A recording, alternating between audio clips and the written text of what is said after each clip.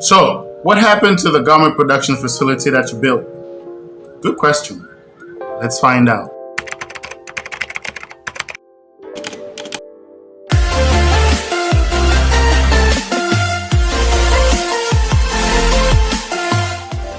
As you might already know through a series of videos that I released about my experience building business in Philippines, is that I indeed went through a process. Once upon a time, I went through a process of building an entire garment production facility in Philippines.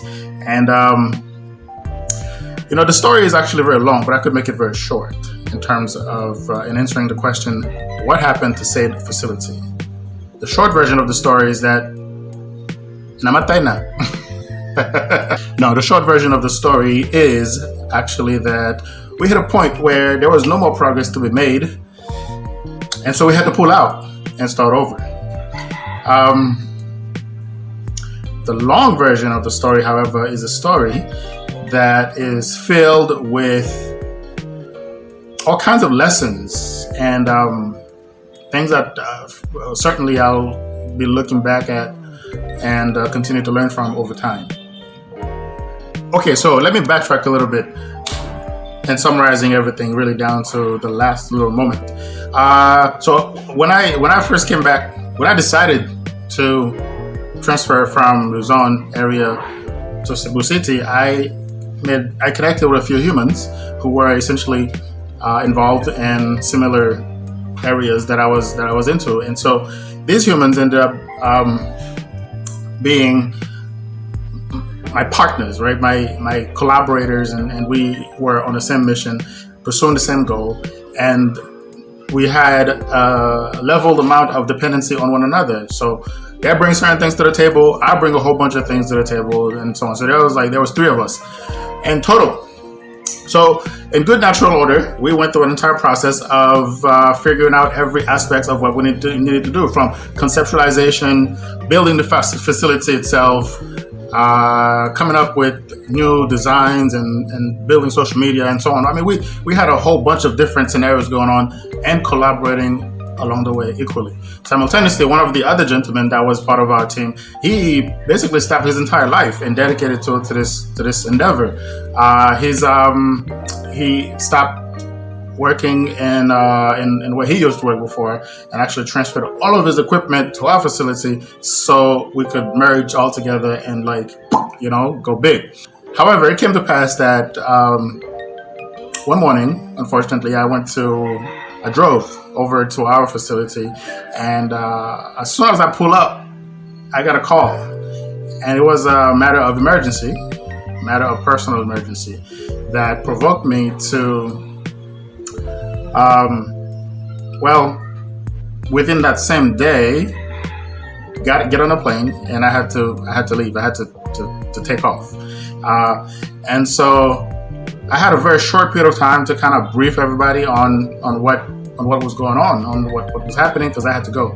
However, in the sense that we had been involved and literally building something from scratch for so long, there wasn't so much to be talking about, and also we had all kinds of means of communication other than face to face, so I can always catch up or provide directives along the way while I travel as I really need to. So unfortunately, it came to pass that during the short period of time that I left our environment, our production facility, during that short period of time, one of the two humans involved decided to go berserk. Like, this human somehow put in his brain that since I am not there physically to oversee the process, to oversee the operation, he is going to take it onto himself to do all kinds of mischievous crap, from embezzling our funds or diverting them to personal matters, like big screen televisions and for his own property and stuff, just to give you an example, as well as diverting other resources that is meant to specifically for our workers, and essentially, people were suffering. So long story short, by the time I came back and discovered all these things that had been happening, I asked a couple of questions, right? I mean, it's very obvious that just wow. I mean, first of all, the first clue that I had that things had gone way off track was that there was a line of customers, literally physically at the door, waiting for things that they had ordered or paid for, but never received. And they were like, hey, we got claims, blah blah blah, and so on. So I'm like, okay, what's happening? It makes no sense. But no one was really giving me a direct answer. The other gentleman was almost as clueless as I was, but I was like, well, how could you be so clueless? But he turns out to be like this very like submissive kind of man, and he was focusing on his task, on his areas of responsibility. He wasn't looking at like the whole, the big picture. And he was more of a technical kind of guy, very smart, very intelligent, but super technical, but not so much managerial, right? Because he's not like a upfront kind of asking questions, delegating and so on, sorting things out. And he also kind of like had his own little ways. But either way, the lack of my presence created a big void, and it just didn't work. It just didn't work. And at the end, so much was gone, and everything was being misused or straight out kidnapped or being stolen or being used for purposes that had nothing to do with our agenda, with our plan, and definitely so far off from all the reasons that had provoked me to build this goddamn facility to begin with. So that is the true story. So again, to make this story even, a little short, I could go on and on and on about this forever. If I do, you have to do so in person. I can't find me. I'll tell you the full story in person. It might cost you an ice cream or two, but no, let me carry on. So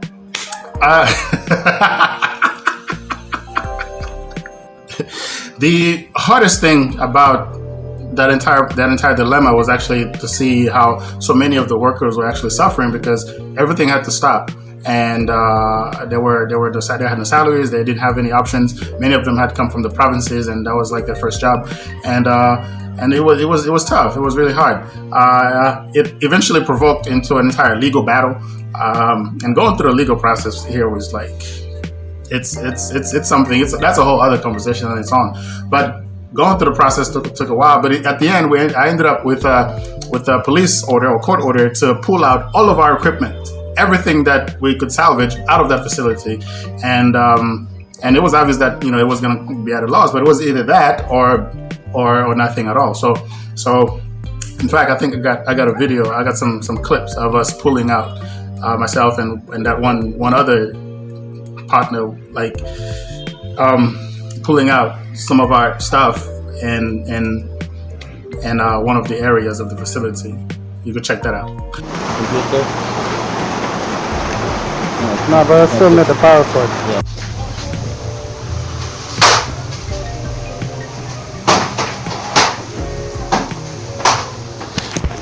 Yes? Oh.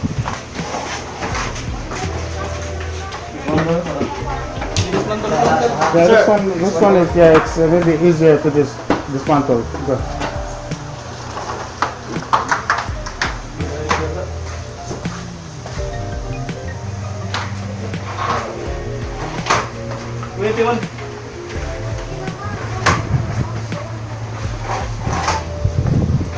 Okay.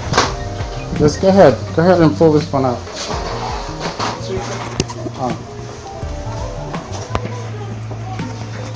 Ganira niya. Ganira ang lock ini.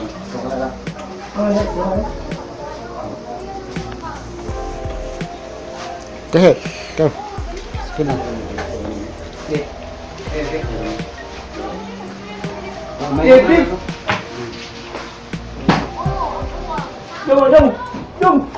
Anak.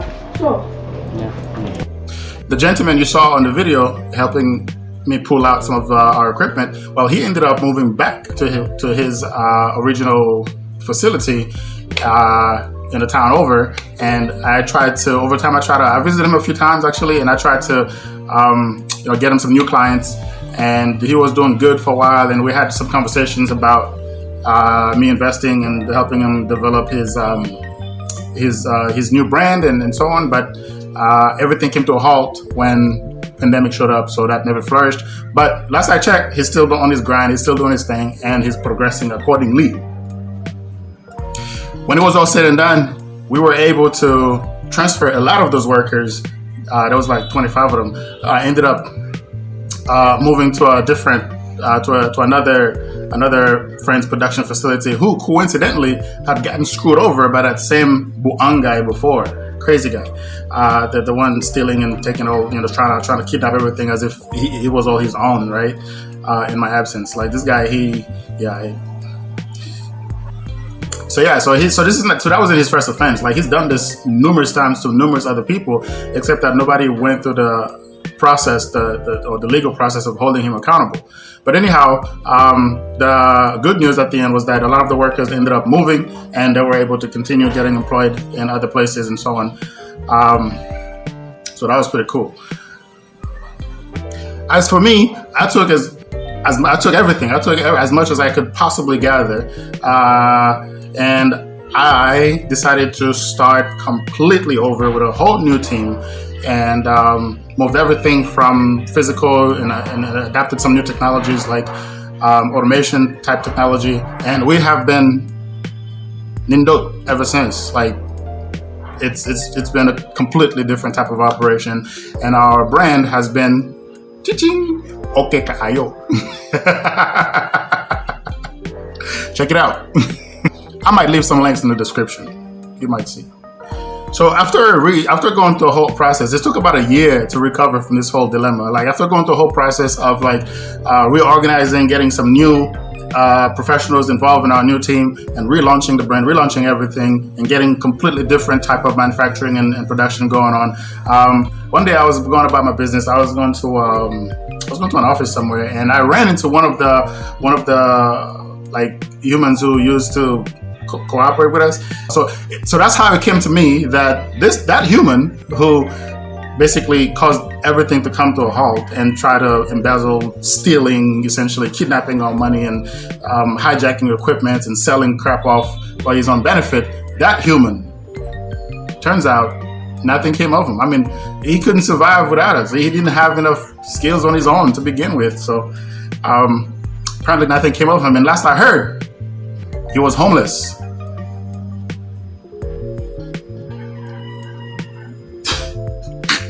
And you know how they say no money, no honey? His chick left him too.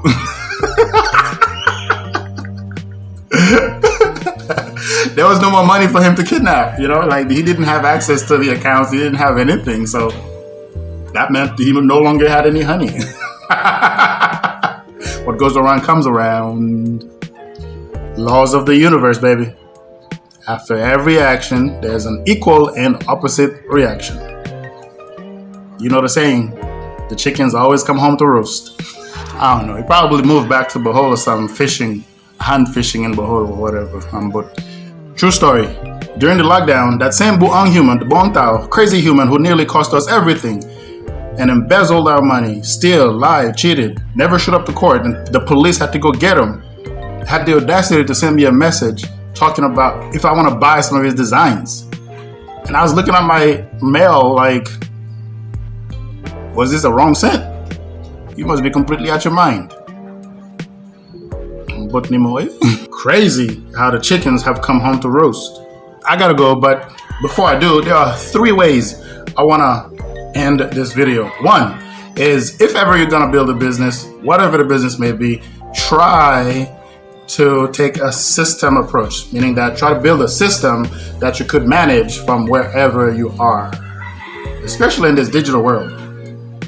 A system is what I recommend. 2, if your business happens to be overseas, even if it's a small business, like, you move to a different country or you want to get into business, first thing you want to do, know the laws. Know the law.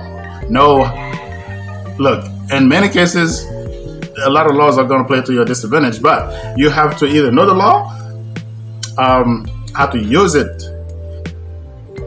in your advantage, or how to BDO, find ways.